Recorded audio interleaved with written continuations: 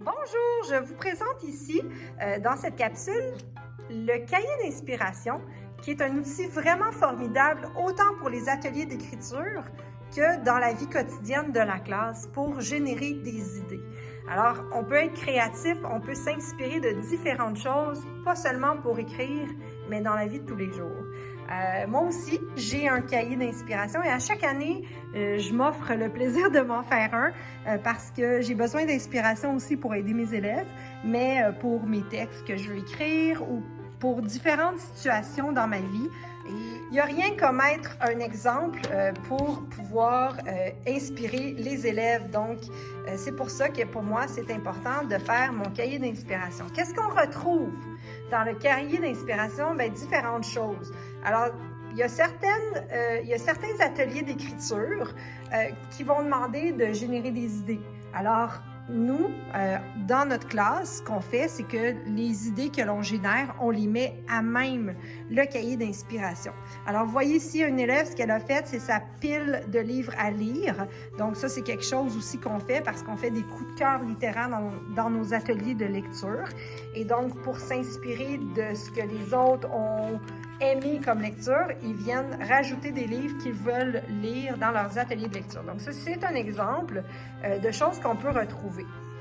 Il va y avoir différents petits projets qu'ils veulent garder parce qu'ils ont trouvé ça inspirant, puis ils veulent justement le conserver.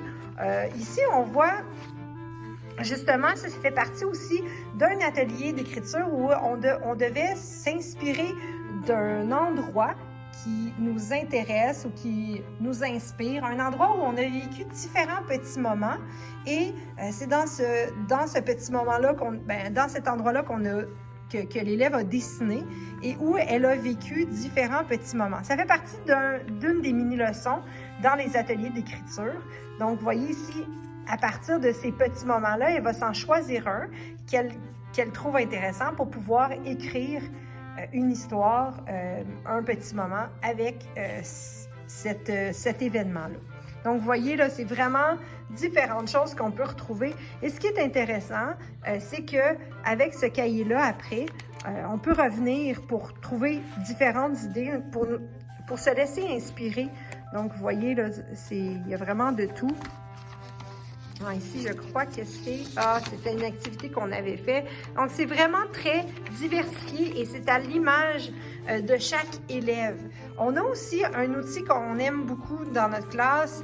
Ce sont les cartes créatives ici que vous voyez, qui viennent des éditions Les Ailés. C'est Nadine Deschenaux qui est une autrice qui a écrit différents livres pour les jeunes et qui a aussi sorti ces cartes créatives-là. Et ça permet justement, comme elle le dit si bien, de muscler son imagination et de trouver des idées. Donc, des fois, quand on ne sait pas quoi écrire, quand on n'a pas d'idées, donc on peut se servir de ces cartes-là pour générer différentes idées, sortir un peu du quotidien et s'inspirer de différentes façons. Donc, vous voyez que l'élève peut aussi bien l'utiliser pour dessiner, mais aussi pour pouvoir justement générer des petits moments ou différentes choses que la personne ne veut pas oublier. Donc, voilà, c'est aussi simple que ça. Encore une fois, ce que je fais en début d'année, c'est qu'on prend le temps de se personnifier notre propre carnet d'inspiration. Et ce qu'on fait, c'est que ces cahiers-là, on peut les acheter au Dollarama au coût de, je crois que c'est 1,25 ou 1,50 chaque. Ils sont avec couverture rigide. Et nous, ce qu'on fait, c'est qu'avec du papier de collimage, de scrapbook, on prend le temps de le décorer à notre goût pour qu'il puisse être justement à notre image. Ce qui est important aussi, c'est de pouvoir justement l'utiliser au quotidien. Donc, c'est d'en faire un outil à travers l'enseignement qu'on fait dans les différentes matières. Donc, c'est de prendre le temps avec les élèves de l'utiliser et pas juste de le faire quand c'est des temps libres, mais de l'utiliser vraiment à travers différents enseignements. Ici, vous voyez, là, ce qu'on a fait, c'est un calendrier de lecture. Donc, dans une de mes capsules, dans une de mes mini-leçons plutôt, on parlait justement comment on peut organiser sa lecture pour pouvoir terminer notre livre en fonction du nombre de pages qu'on peut lire selon un 20 minutes. Donc, ce que l'élève a fait, c'est qu'elle a divisé sa lecture en nombre de jours pour pouvoir atteindre son objectif.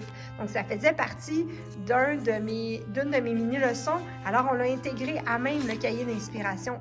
Et on peut continuer comme ça, l'utiliser autant en univers social qu'en maths, dépendant du projet que l'on est en train de faire. Donc, utilisez-le. Je vous mets au défi de l'utiliser autant vous qu'avec vos élèves.